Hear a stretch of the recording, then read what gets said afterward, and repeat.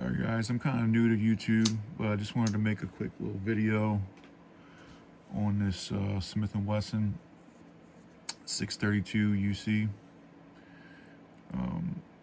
Mostly because when I was searching around, I couldn't really find any videos on this revolver, at least pertaining to the problem that I have with the light strikes. I've seen a lot of people post about it and forums and whatnot. It's a common problem with these particular revolvers, but couldn't find no fix.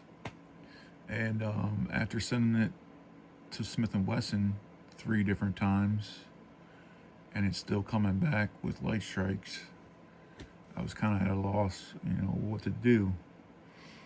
So anyway, I finally got it fixed, and what I actually did was I got one of these. This is actually the original firing pin, but you can find these firing pins, extended firing pins,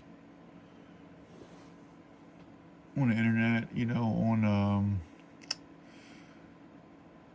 On Midway USA has a couple.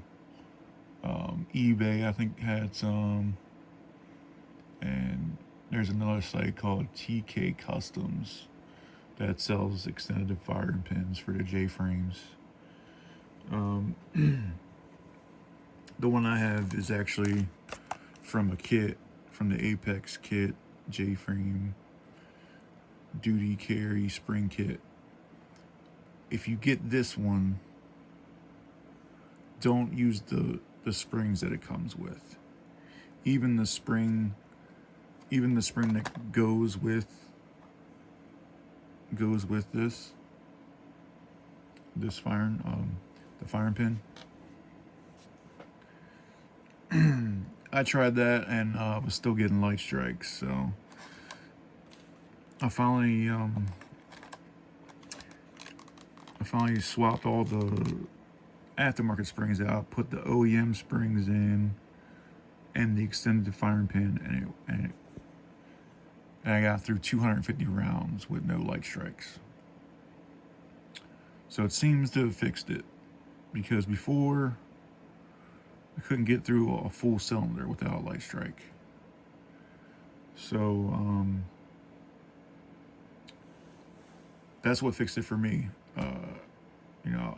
I tried a few different springs, thinking maybe I had some light springs, maybe Smith & Wesson used some cheap springs, whatever. That wasn't really the case. I just needed a longer firing pin, apparently. I don't know exactly what they did when I sent it back to them. When they sent it back to me, they gave me paperwork, but it was really vague and didn't really explain much. But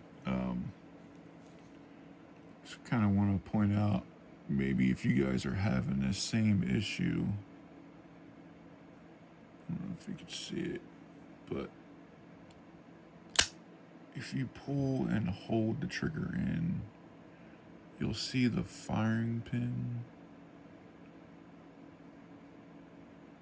Let's see. Maybe if I zoom in here.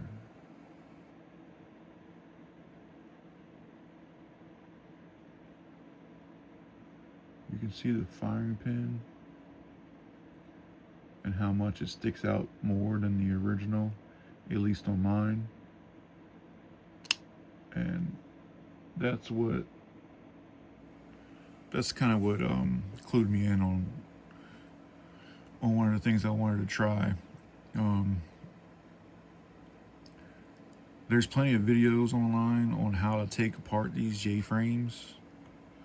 The 632 or the 642, they're all pretty much the same. As long as you find a video with the hammerless version, they're pretty much the same. Once you pull these things open, and you watch a video, it's pretty basic. Just swap out. But anyway, if you guys have any questions or whatever for me, I'll be happy to answer them in the comments. And I'm still kind of new to YouTube, so go easy on me, guys. And hope this helps someone. Thanks.